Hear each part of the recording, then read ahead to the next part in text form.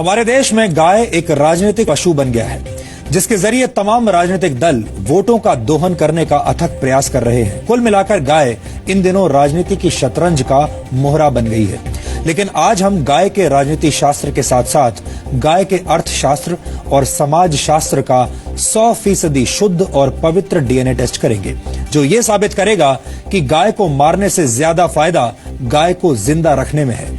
गाय का दूध हो, गोबर हो या गौमूत्र, गाय मरते दम तक समाज की भलाई का काम निष्काम भाव से करती है। शायद इसीलिए वेद पुराणों में गाय को कामधेनु कहा गया है। गाय का दूध कई तरह के रोगों को रोकने और उनके उपचार में काम आता है और गाय ही मनुष्य के आसपास मौजूद एकमात्र ऐसा प्राणी है जिसका मल मूत्र भी पवित्र और उपयोगी माना जाता है। वैज्ञानिक रिसर्च में यह साबित हुआ है कि गाय के दूध में प्रोटीन, कार्बोहाइड्रेट्स, मिनरल्स और विटामिन डी होता है, जो रोग प्रतिरोधक क्षमता और मानसिक विकास में सहायक होता है। यह भी माना जाता है कि यज्ञ और हवन के दौरान गाय के दूध के घी की आहुति इसलिए दी जाती है क्योंकि इससे हवा में ऑक्सीजन का लेवल बढ़ता है। वैज्ञानिक रिसर्च में यह भी साबित हुआ है कि गौमूत्र में मौजूद तत्वों का सेवन कैंसर और टीबी जैसी बीमारियों में फायदेमंद होता है।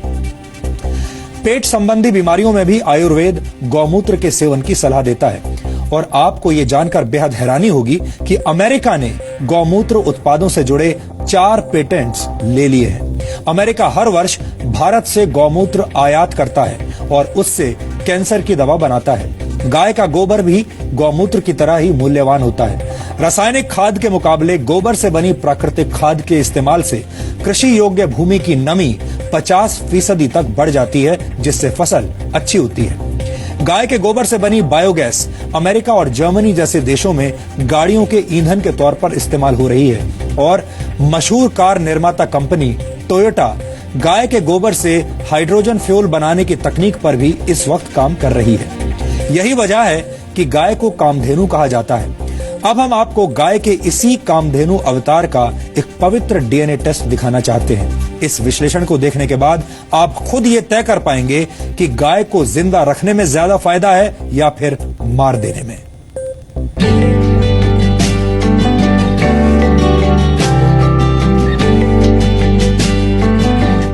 आज हम आपको बताएंगे कि माता और मांस से आगे गाय वो कामधेनु है जो इस देश से बेरोजगारी को खत्म कर सकती है। गाय वो जानवर है जो इस देश में पेट्रोल और डीजल की कीमतों को जमीन पर ला सकती है।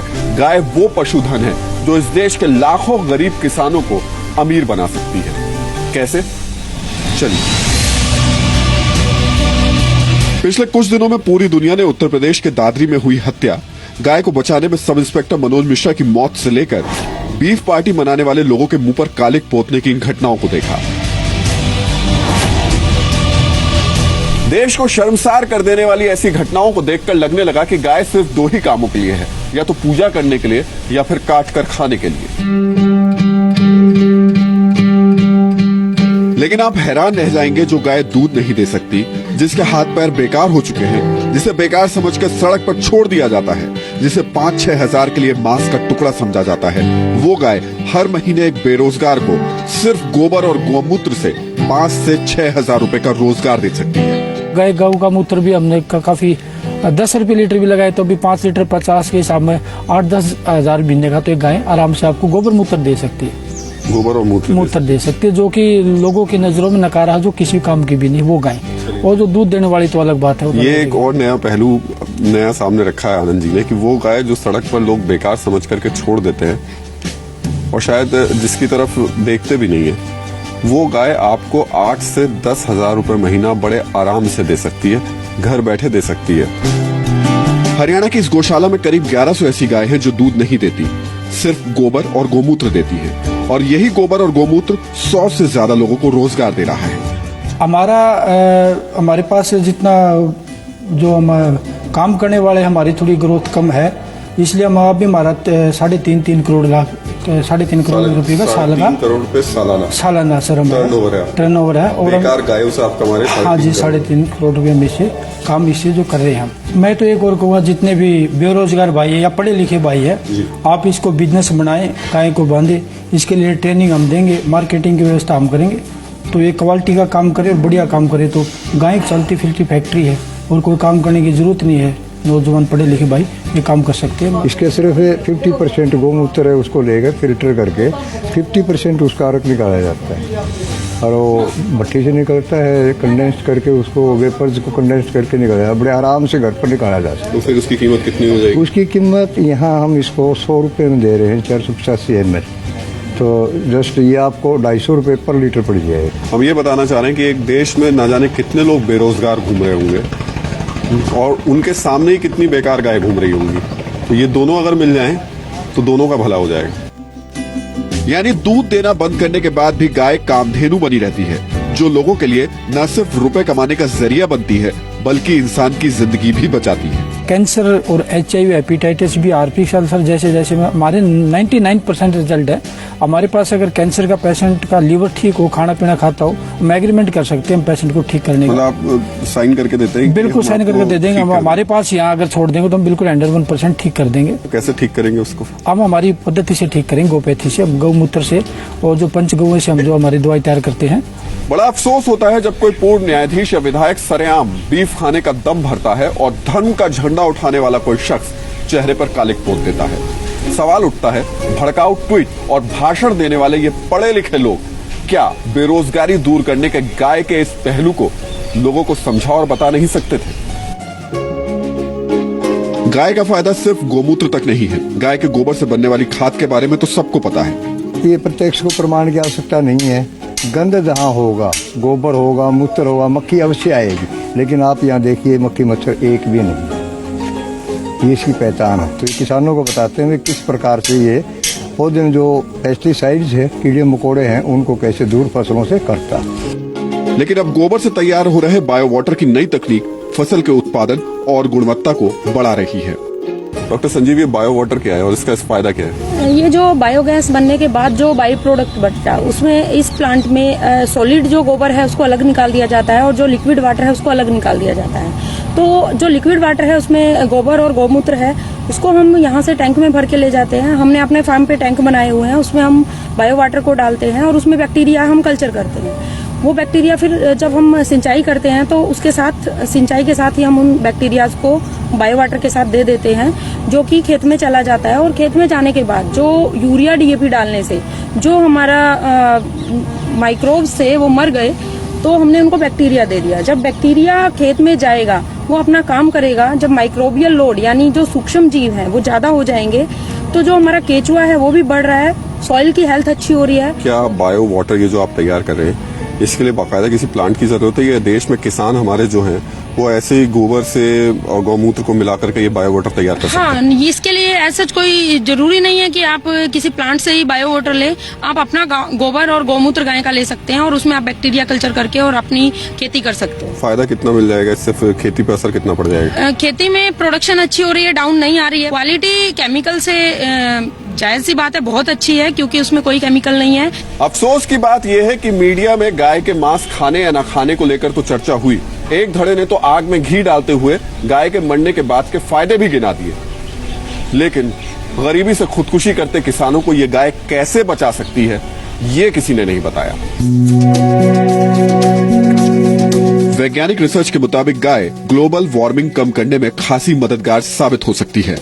तो हम यही समझना चाह रहे हैं आपसे। पहले तो हमको जरा ये बताइए कि वो गाय जो कि लोगों की नजर में बेकार हो जाती है, तो वो बेकार गाय जो है जब जमीन पे जाती है, ये एलन सेवरी की रिसर्चेज हैं, 1 किलो गोबर जिस जमीन में पड़ जाता है उस जमीन में 9 लीटर पानी अपने अंदर एब्जॉर्ब करने की क्षमता बन जाती है। और जब आप ये इमेजिन करिए कि वहां पे एक गाय 8-10 किलो गोबर छोड़ रही है तो 100 लीटर पानी उस सॉइल के अंदर मॉइस्चर की तरह से एब्जॉर्ब रहेगा। और अगर साल ऐसा होगा तो इरिगेशन वाटर की तो जरूरत ही नहीं पड़ेगी आपको। दूसरी बात, जब वहां पे ग्रीनरी, मॉइस्चर होगा तो ग्रीनरी होगी, और ग्रीनरी होगी तो उसमें क्या कहते हैं, कार्बन डाइऑक्साइड सिक्वेस्टरिंग। और जब गाय गोबर करके लैंड को फर्टिलाइज कर रही है तो आप केवल वार्मिंग रुकेगी और कार्बन क्रेडिट आपको कितना मिल सकता है। क्या आप यकीन करेंगे कि गाय का गोबर आने वाले वक्त में सीएनजी की तर्ज पर पेट्रोल और डीजल का नया विकल्प बन सकता है? हरियाणा में इसका एक पायलट प्रोजेक्ट भी शुरू हो गया है। हाटी साहब हमारे साथ हैं। हाटी साहब, अब आप ऐसी गैस तैयार कर रहे हैं गोबर से जो कि गाड़ियों में डाल दें तो गाड़ियां उस गैस से चलेंगी। सीएनजी की तरीके की ये गैस है, क्या गैस है ये बताइए हम। इसमें मीथेन गैस है सर, इसमें CH4 कहते हैं इसे, केमिकल नेम है, तो मीथेन बोलते हैं इसे, जिसमें जो है हमें जो है इसको बाय फिल्टर करने के बाद 95-96% के करीब मीथेन मिलती है। 180 मिलियन कैटल हेड्स हैं इंडिया में, और उनसे अगर हम बायोगैस के रूट के थ्रू जाएं तो उसमें कम से कम 85 million standard cubic metre per day gas निकलेगी, और उससे ज्यादा निकलेगा गोबर से कंपोस्ट, उसको बायो कंपोस्ट बोलते हैं या बायो मैन्योर भी बोलते हैं।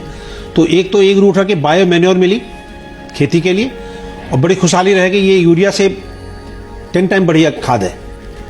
इसकी जो उर्वरक शक्ति है मिट्टी की वो हमेशा कायम रहती है, बढ़ती है रादर। तो ये खाद का काम आया।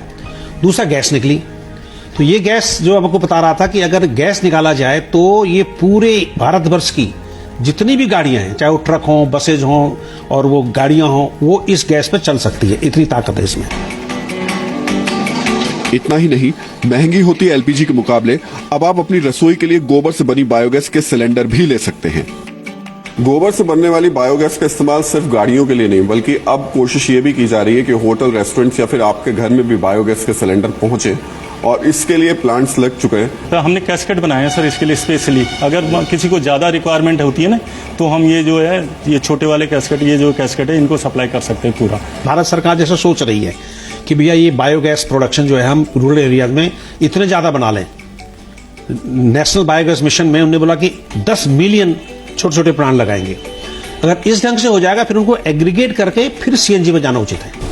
ये जो 10 मिलियन अगर बायोगैस प्लांट यहाँ लग जाते हैं हाँ देश में, तो उसका फायदा क्या मिलेगा? एक तो वो किसी घरों में दे सकते हैं आराम से, जैसे आजकल जो है एलपीजी सब्सिडी करो, ये करो, क्या जरूरत है, ये सीधे घरों में जल जाएगी, पहला काम है। दूसरा, इससे पावर जनरेशन हो सकता है। तीसरा, जो इनके छोटे मोटे ढाबे हैं या दुकानें चाय की हैं, मिल्क प्रोडक्ट की हैं या जलेबी जो भी बनाते हैं वो यूज करेंगे। छोटे स्तर पर देश में गोमूत्र और गोबर से हजारों लोग कमाई कर रहे हैं, लेकिन सरकार चाहे तो दवाई, खेती और ऑटोमोबाइल सेक्टर में गाय का गोबर और गोमूत्र से बड़ा योगदान मिल सकता है। लेकिन सरकार भी गाय पर बोलने से बच रही है। बुरा मत मानिए, लेकिन आज जुबान बहुत तल्ख है।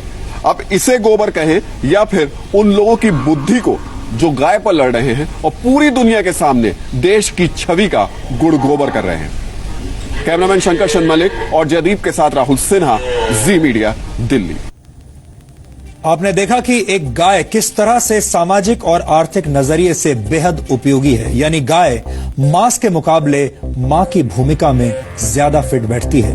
वैज्ञानिक शोधों में यह बात साबित भी हो चुकी है कि गाय का मांस खाना पर्यावरण के लिए भी नुकसानदायक है। संयुक्त राष्ट्र के पर्यावरण कार्यक्रम ने गाय के मांस यानी बीफ को जलवायु के लिए नुकसानदायक गोश्त बताया है। अमेरिका की येल यूनिवर्सिटी की एक रिपोर्ट के मुताबिक बीफ के उत्पादन के लिए अन्य मवेशियों के मुकाबले 28 गुना ज्यादा जगह चाहिए होती है, और ये ग्लोबल वार्मिंग में 11 गुना ज्यादा योगदान देता है। एक स्वीडिश स्टडी के मुताबिक 1 किलो बीफ पकाने में जितनी ग्रीन हाउस गैसेज का एमिशन होता है वो 160 किलोमीटर तक कार चलाने के बराबर होता है। इसका मतलब ये हुआ कि दिल्ली से आगरा तक कार से यात्रा करने से ग्लोबल वार्मिंग पर जो असर पड़ेगा वो 1 किलो बीफ खाने के बराबर होगा। बीफ उत्पादन जल संरक्षण के लिहाज से भी खराब है, क्योंकि गेहूं और चावल जैसी मुख्य फसलों के मुकाबले बीफ के लिए पशुपालन में करीब 10 गुना ज्यादा पानी लगता है। ये वो वैज्ञानिक तथ्य हैं जिनकी सत्यता पर उंगली उठाना मुश्किल है, यानी गाय को मारने से ज्यादा फायदा जिंदा रखने में है। इसलिए हमें लगता है कि गाय उस मुर्गी की तरह है जो सोने का अंडा देती है, और सोने का अंडा देने वाली मुर्गी को मारना समझदारी नहीं हो सकती।